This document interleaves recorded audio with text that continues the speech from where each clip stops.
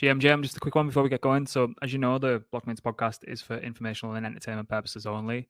Certainly shouldn't be considered as financial advice. We have absolutely no idea what we're talking about half the time. So, any investment decision you do make should be based on your own research and your understanding of the risks involved. One more thing as well, there's around 50% of people who listen regularly who aren't subscribed yet. So, if you please could just do us a favor and hit the subscribe or the follow button or the like button, helps content grow, helps us grow, helps it reach more people like yourselves, and it mean the world to us as well. So that's the last I'll ask of you. So yeah, let's get to the episode. I mean, good morning or hello in German. Was that goodbye? No, goodbye is Auf Wiedersehen. Guten Tag is hello, good morning. Guten Morgen, isn't it? Guten Morgen. Did you do German in school? Nah, French and Spanish. French and Spanish. I did 3 years of German. I can count to 10. I was in the autistic class. I was all right at Spanish. Somehow you've ended up in crypto. You were all right at Spanish. Give me one sentence in Spanish now. Quiero un hamburguesa, por favor. What does that mean? Buy me a burger. No, I want a burger. I would like a burger, please. I would like a burger. I know dos cerveza, por favor. 2 beers. I wonder why you know that one, you raging alcoholic. Yeah. Always your go-to. Yeah, that's the only thing I actually know how to say in Spanish. Yeah, because you just shout at them in English instead. I don't know why it's dos either. Like, what would be like uno cerveza, por favor would be one, I guess. We almost didn't do this today because we were like, we've got nothing to talk about, and then we spent 5 to 10 minutes on CT and found some shit that made us laugh. So here we are. No, and there is some stuff as well, obviously. But right, straight into it, prices and flows. So over the past 24 hours, it is up from the last episode, but down 3% to 27,000 circa. ETH is down to 1,619. Total market cap is actually the same as the last step at 1.11 trillion, but it is down 0.3% in the last 24 hours. Binance inflows on the daily, it's up 141 mil, weekly up 62 mil, monthly down 621 mil. Fear and greed is neutral at 47. So straight into what we used to call the winners and losers, but I'm now actually just going to anchor them as points of discussion. So IMX, which is good timing for us, given some content that we have this week, is up 31%. Grant, you want to take this one? Yeah, I think someone's leaked our research report on Immutable, hence the 31% increase. We are market manipulators. We actually released it last night and then fucked it up, so we're going to release it today. So maybe they've seen that there's going to be alpha release, and people have bought millions and millions and millions of IMX. But no, I don't know really. I've seen like there's a couple of whale wallets been accumulating it. I think there is a Web3 gaming undercurrent happening currently, but in its previous iterations, it was just never ready. But now, kind of, it's had the time to kind of fester in the bear market, and particularly with Immutable. Immutable's fucking sick. And there's like a few of those kind of projects that, if they get it right, it's going to be huge. It's going to be like one of the biggest things that happens in the full industry. You know how crazy people get for gaming. So, but yeah, there's no real reason. The only thing that came off the back of it, there was a couple of funds and stuff that were depositing into Binance immediately after seeing that price increase, which you'd kind of expect anyway, because it was a fucking 30% increase in a day. So you'd probably take some off if you were sat in a large position. But yeah, it was a bit of a strange one. There's been some funky stuff happening with large amounts being sent to exchanges recently. So keep an eye on it and read the article as well. It's good. Really good. Yeah, it is really good, actually. Sorry that we had to delete it. It is still up on the website, but keep that to yourself. I'll be retweeting it later. Ice is up as well. Leader of the Frogs is back. Do you know more than me on this, Mike, or I've only got surface level information? I actually don't. I think it's always a commonality though. He comes back to Twitter and everyone absolutely creams the pants, and then starts bidding ice on the on this. Well, what was supposed to be coming? WAGMI was supposed to be coming, but it's been supposed to be coming for a while. So maybe it is close to fruition. Do you know anything about it, or have you heard anything on the grapevine? So a bit of context on Popsicle was supposed to be a UniV3 optimizer, similar to something like an Arrakis or Gamma Strategies or some shit, but their strategies didn't necessarily work. And I think, to be fair to them, that a lot of their team got caught up in the conflict, and I think were based in Ukraine. So hence, obviously, natural reason there why they weren't in fully functional development mode. But I think now they've kind of came back, done this rebrand, a revamp of the token. So that's going to ICE is actually going to be converted into WAGMI, and I think there's a conversion of one ICE to like 600 and 6,942 WAGMI, obviously. So there's going to be a dilution on the token, so the token price will be really, really low. So I can imagine the meme is going to be WAGMI to $1, and that'll put a very, very nice market cap. But Danny Sester is the master of the pump, so don't fade at your own peril. Not financial advice or anything, but what it looks like now is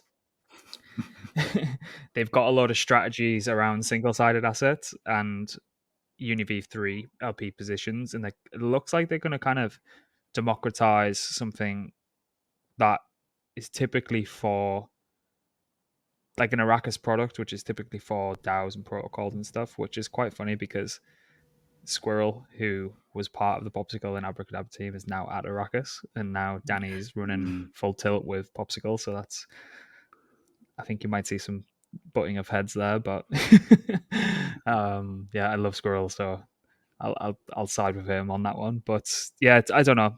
The pump's always there when Danny's around, so be something to keep an eye on. And I initially thought it was only going to be on ZK Sync, but it looks like they've integrated it on fucking a shitload of chains. So yeah, just keep an eye on it. WAGMI is my missus's favorite crypto term as well.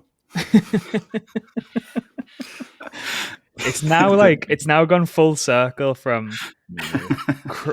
like cringe to everyone using it seriously. Yeah. So now it's just been purely ironic again. But then there's definitely some people who are using it like in a. It's such a it's just such a term for corp, though, isn't it?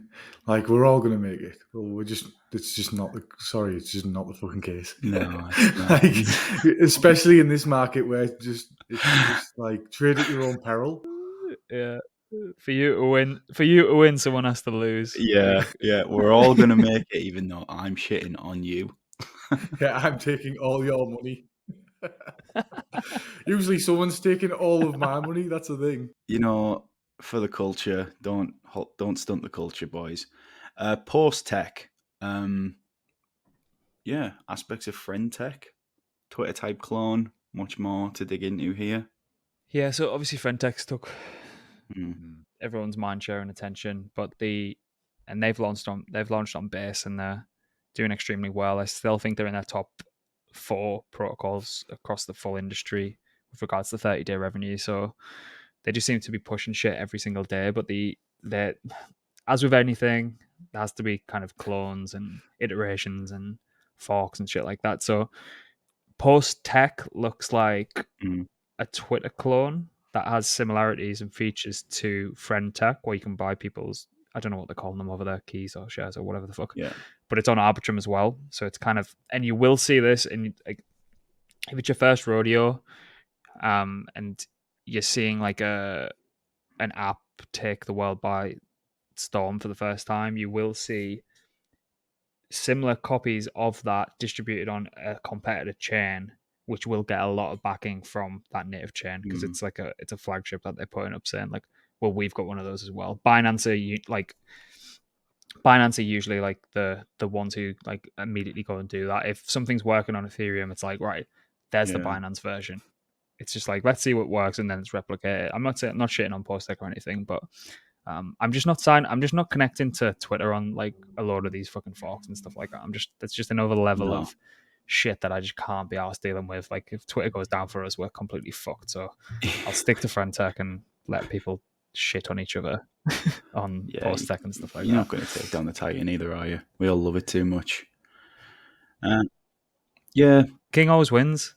Like, the king always wins. Like, Unibot always wins. Like, one last one, it always wins. Bet on the king. It's weird though, isn't it? Like, any innovation, we just do it to death. Like, any innovation is just done and done and done till all the liquidities that like extracted from Yeah, it. completely. And it's going down level to level to level till everyone's sick, and then it moves on to the next like meta. Really, I guess this year it's been the metas that people have.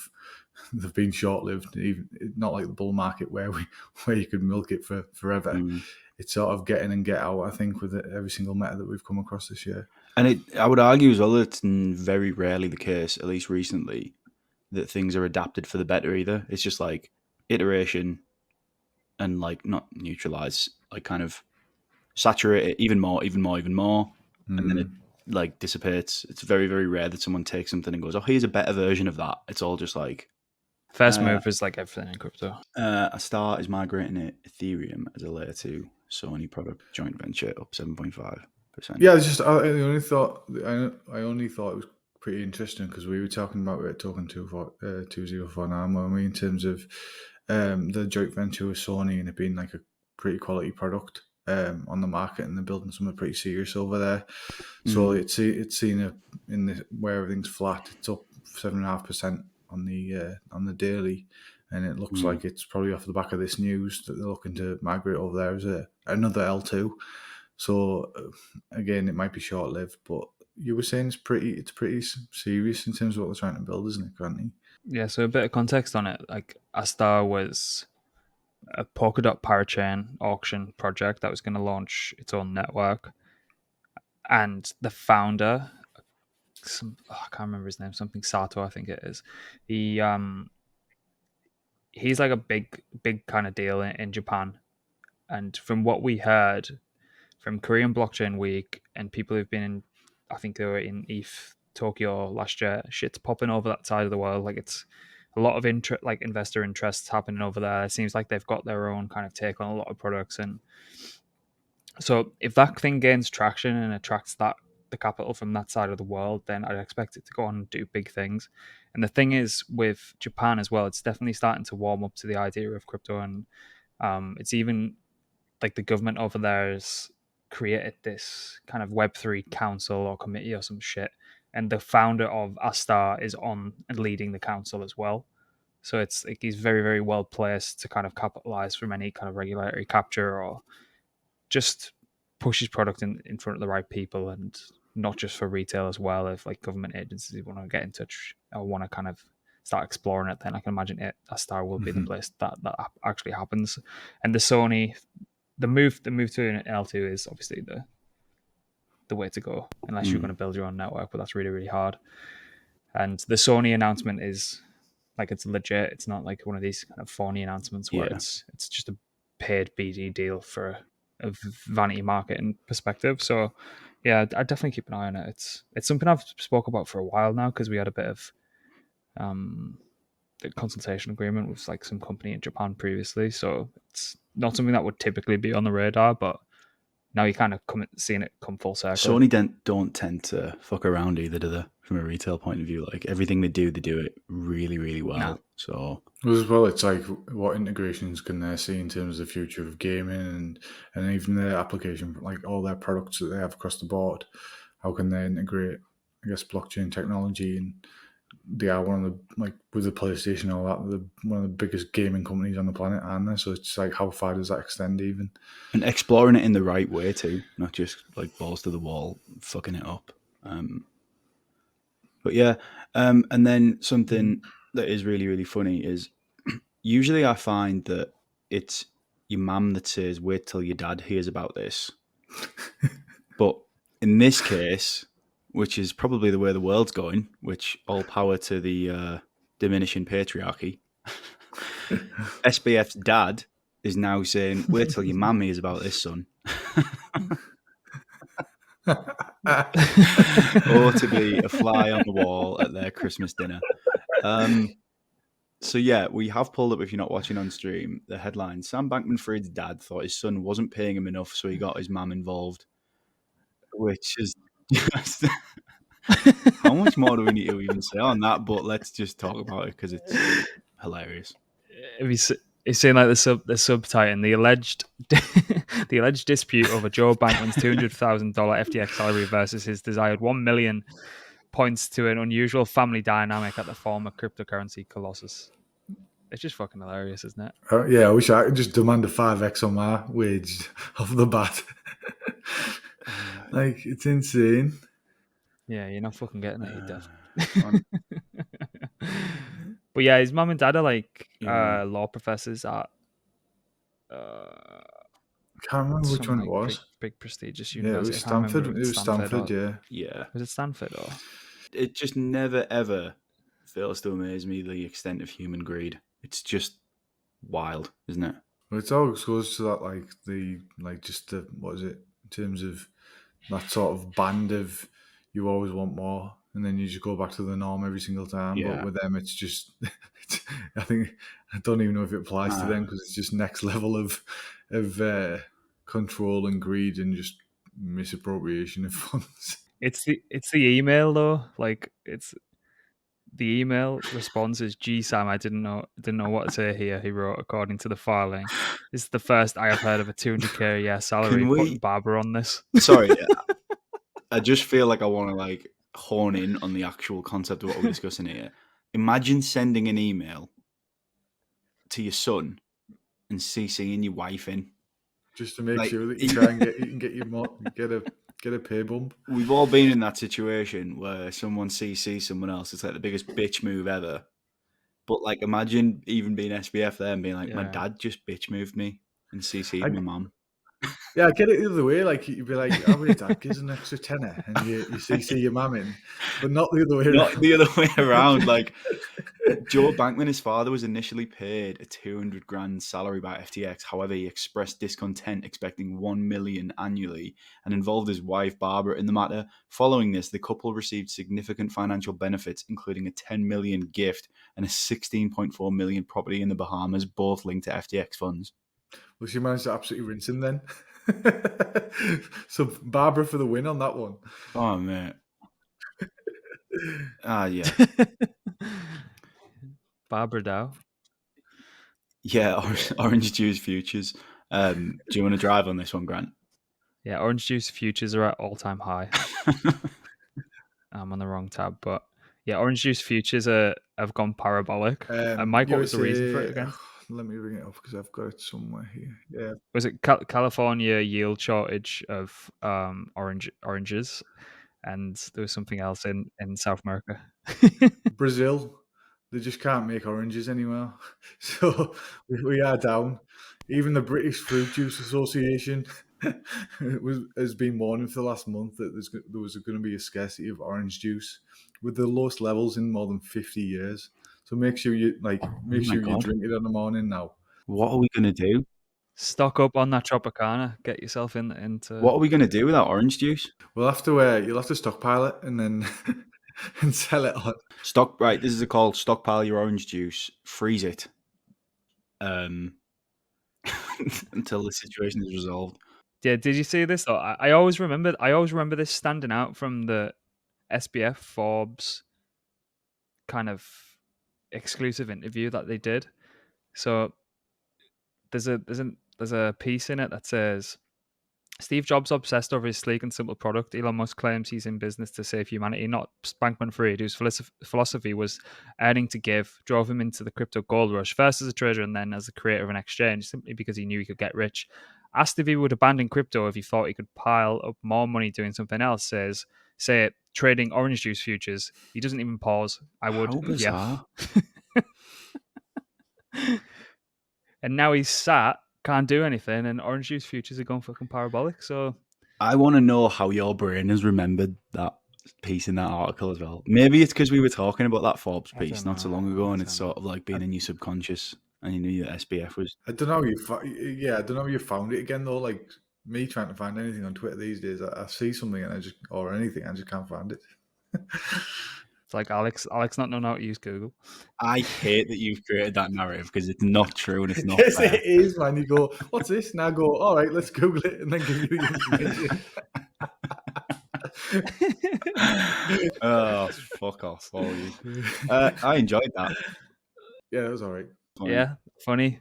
SBF dad, mammy. Yeah, we're done. All right. Yeah, See you. Have a good cheers, man. Thursday.